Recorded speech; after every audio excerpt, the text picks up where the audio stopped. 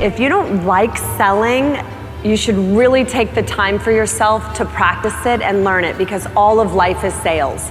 I always tell people, what you don't know can be your greatest asset if you let it, because it ensures you're going to do it differently.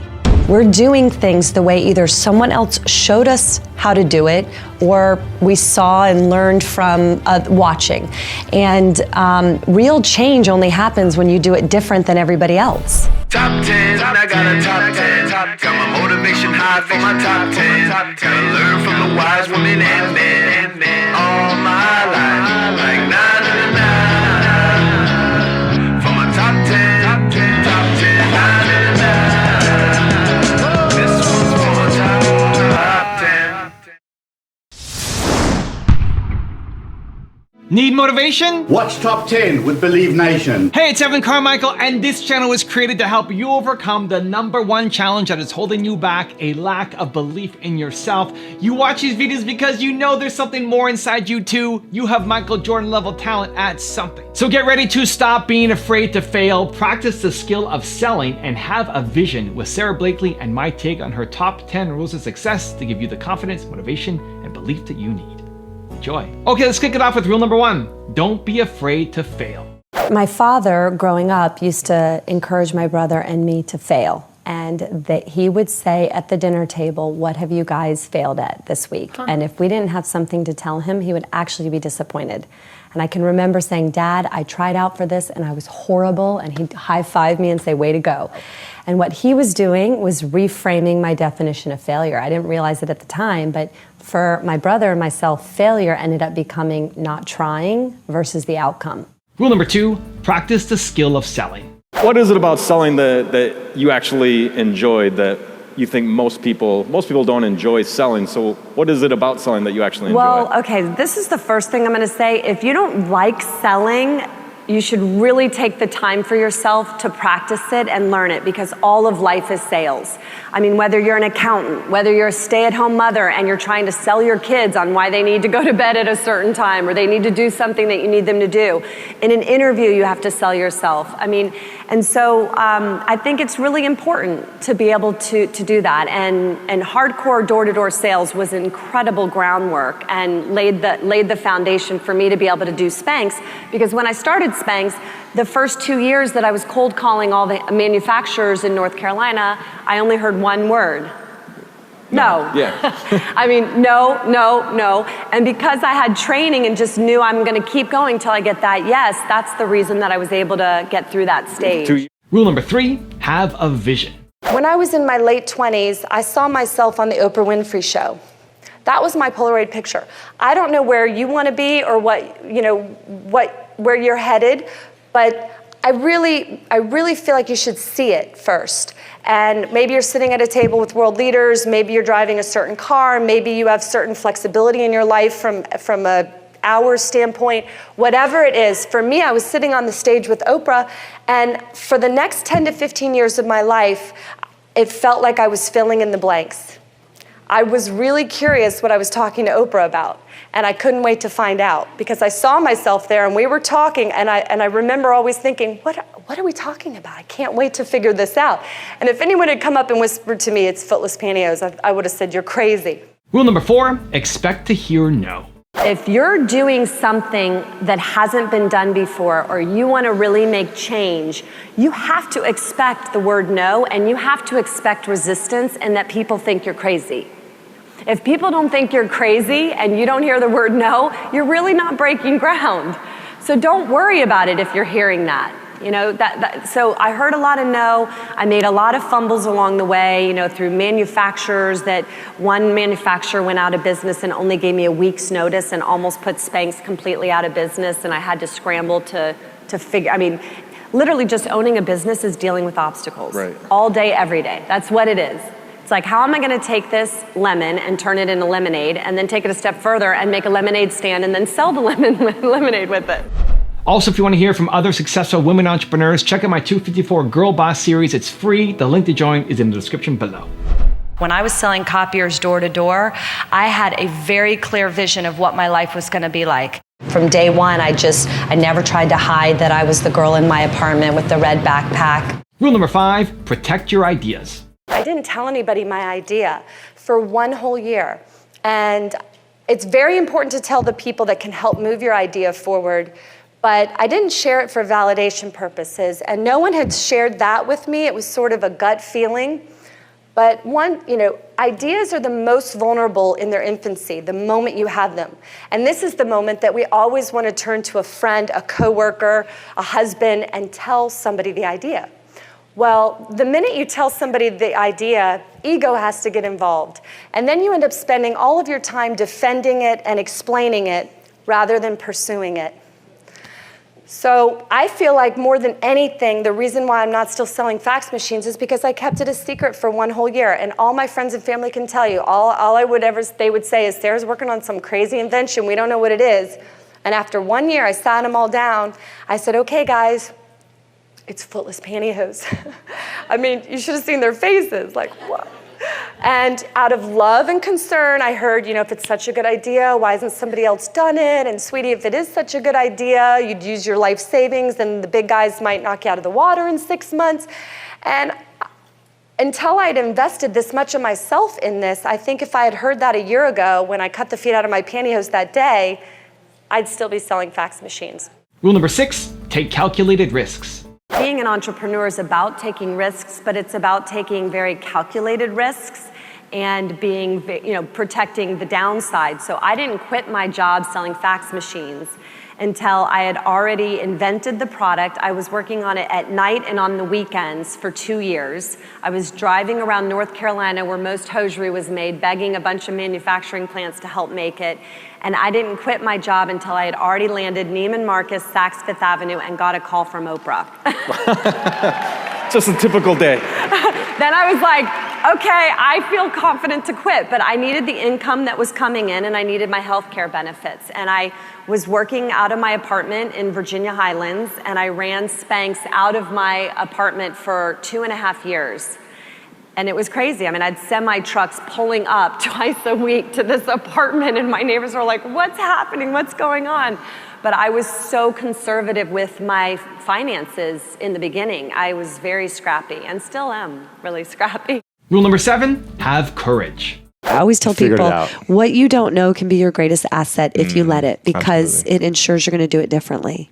Absolutely. And when I landed Neiman Marcus, all these people came up to me and said, I have been doing this for 7 years, 10 years, 5 years. How did you land Neiman Marcus? And I said, I called them. And they just looked at me and I was like, why? What do you do? They're like, well, I go to trade shows and I set up my booth and I'm waiting for the Neiman Marcus buyer to come by. And we've been doing it every year for 7 years. I didn't even know there were trade shows. Wow. So sometimes just not knowing how it's supposed to be done. You have to have the courage, though, to say, even though I wasn't trained in this, because a lot of people think, well, I didn't go to school for this, so how could I possibly know? But it's inside of you. Rule number 8, have an entrepreneurial mindset. As an entrepreneur, I'm such an advocate for everyone to think like an entrepreneur. Whether you want to start your own business or not, it's incredibly helpful no matter what. And so thinking like an entrepreneur inside of organizations, or if you are starting your own business, I always say, I love to tell the people around me to do this. Close your eyes and take a minute and think about how you would be doing your job if nobody showed you how to do it. What surfaces? Because if you think about it, we're all on autopilot. We're doing things the way either someone else showed us how to do it or we saw and learned from watching. And real change only happens when you do it different than everybody else. So all the time I put myself through mental exercises where I'm like, wait a minute, I know everybody's been doing it this way for a really long time, but is that the best way? And I just see what comes up. I also come across ideas and inventions by going throughout my day, looking at objects and saying, now, how could that be better? And why did the person who first created the gum which gum to me is so fascinating. As someone who started a brand with $5,000, had to get an idea out there that didn't already exist, the footless pantyhose. I love to think about people who first introduced things to society, and I think about the guy who did gum. I'm like, you want to talk about can you imagine? I thought I had it tough. This guy's like walking around going, you just chew it. You just put this wad in your mouth and people are probably like, and then what? Don't swallow it, you just chew it. Like, that's a pretty hard sell, at first. And I think that gum had no flavor in it when it first came out, so that's even crazier to me. But everything from the pencil to the fork to the chair we sit in to the car that we drive, somebody originally had the thought and brought it forward to society. So get off autopilot, look at everything, every object in your life, the way that you do things. When you get up and brush your teeth, is there a better way to brush your teeth? Is it the right way to be doing it?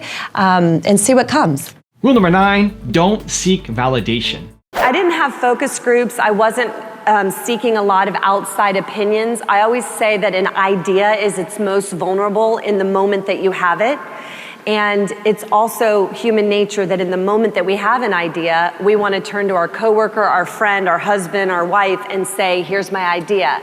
And I didn't do that. I did not seek validation for my product. I did pursue it. So I told, manufacturing plants, I told patent lawyers my idea. Anybody that could help move my idea forward, I was sharing it with. But mom, dad, friends, and I have the best family and friends, I kept it to myself. And no one told me to do that. It was an intuition. And I just, at that point, I didn't want ego to have to get involved in the process too early. And I didn't want to have to spend the time defending and explaining my idea. I wanted to spend the time pursuing it.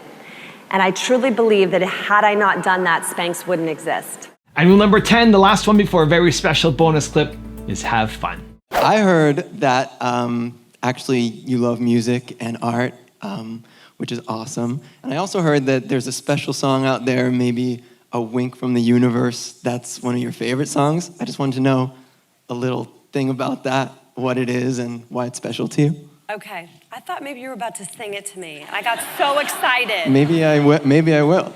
Okay. Well, yes, it's Sarah Smile by Daryl Hall and John Oates. And since I was a little girl, every time I hear that song, I believe that it's the universe telling me everything's gonna be okay. And I love that. It seems to come on at the right time when I need it most. I love that. Well, should I sing it? Should I do it? I'm gonna come up and do it. What? Let's hear it for Adam. Oh my God! You're gonna make me cry! Nice to meet you. Oh my God! Here, go to the center. Okay. We're gonna give her a seat. Hold on. Wait, what? We're gonna give her a seat right here. This is Sit unbelievable. Right okay. This is crazy. Okay. Someone's. Oh my gosh. Okay. Wait, I'm seriously so excited. Okay. You know what? I just thought this would be a lot better with a band, right? Are there any musicians in the room? Anywhere? Musicians? What's happening? Oh. Oh my God! Wow. All right, I want everyone to give it up for Tahila Alfonso, Greta Pasqua, Brandon Davitt, Devin Monroe, Ethan Tash. Sarah, this is our thank you to you for being here, a little special surprise. Oh my gosh. And we hope you like it. Thank you everyone for being here. I start to cry. This is so awesome. Thank you guys.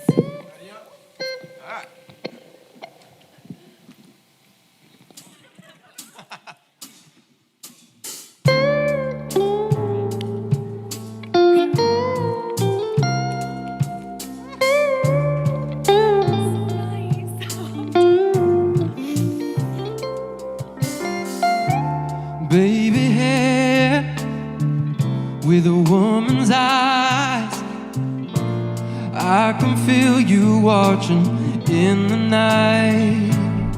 Now I have a special bonus clip from Sarah on how to be kind to yourself that I think you're gonna enjoy. But before that, it's time for the 3-point landing questions. Let's go from just watching a video to taking action. Here we go. Question number 1, where do you need to have more courage? Number 2, where do you need to stop seeking validation? And number 3, what's the calculated risk that you need to take? And if you made it this far in a video, I wanna celebrate you. Give me a hashtag believe down in the comments as well. The one thing that I feel like has helped me the most is to be kind to myself. So I realized that as a mother, when I became a mom, I spent a lot of mental energy beating myself up. Like, feeling so guilty. And when I was working, I was beating myself up that I wasn't with the kids, and mentally. And when I was with the kids, I was beating myself up with that. So I think a lot of mothers were our own worst enemy. And when I really stopped and said, I don't know how to juggle all this. Some days I feel like I'm doing it right, and some days I feel like I just want to cry. At least I made that change, and it was a huge change for me.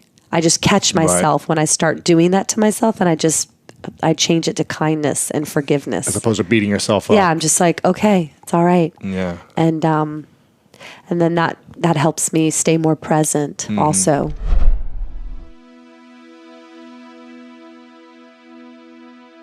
If you want to see the top 10 I did on Lisa Nichols, check out the video right there next to me. I think you'll enjoy it.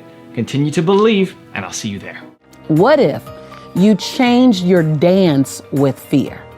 What if you tell fear, you're welcome in my life because you're gonna come?